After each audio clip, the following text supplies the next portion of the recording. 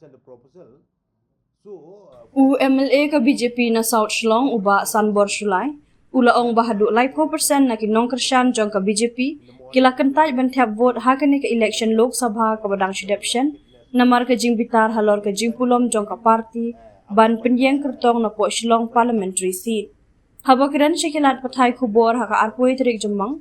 Uba Sanbor ulaong. Ha South Shillong hadu kumbalai 4% na nongkyrshan basit reham ka BJP. Kim Shem la lej ban thep vote namar ka jingbitar. Bat kini ki kentup ya ki rangba ki long kemi bat ki samla shin rang bat Kyntait.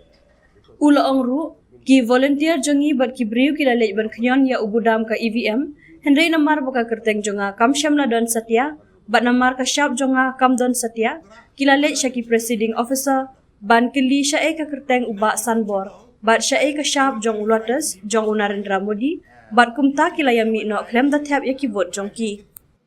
Haba penpau ya ke jingsngos kem baka BJP kan job na po South Shillong constituency u Shulai uloong watla ka kerteng jonga kamdon hakate ke jaka bat ka syap jonga kamdon Henry ngindang job na ka constituency jonga lakban kedo baka BJP kam syam la penyeng kertong satya na barok ki atli ki constituency kata na Shillong batura hadin bakalarai ban kershan pura ya ka seng National People's Party NPP hakan ke election Lok Sabha ka badang shidepshen.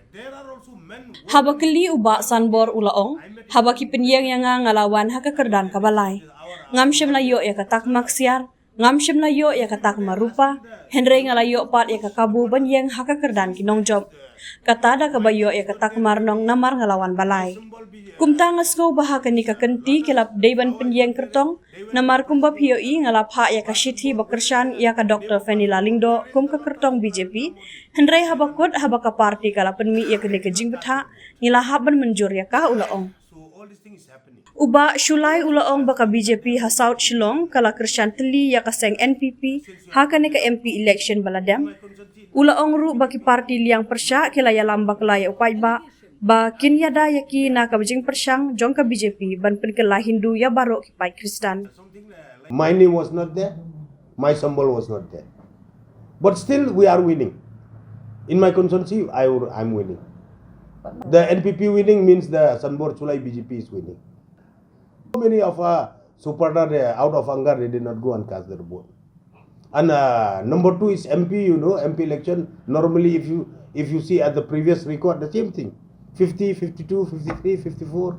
But in other state, in India, there are only 49, 50, 51.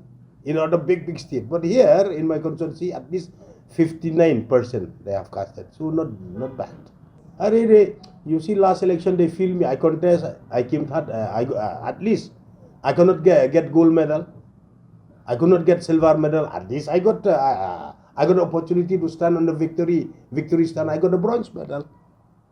I came to third position, bronze medal. So I feel this time also they should feel, because as we have seen, I had a press conference with you after I submitted the letter of support to Dr. Fenila Lingdo to be the MP candidate. But at last, when the party they have come up with that directive, so what to do? I have to comply with the party.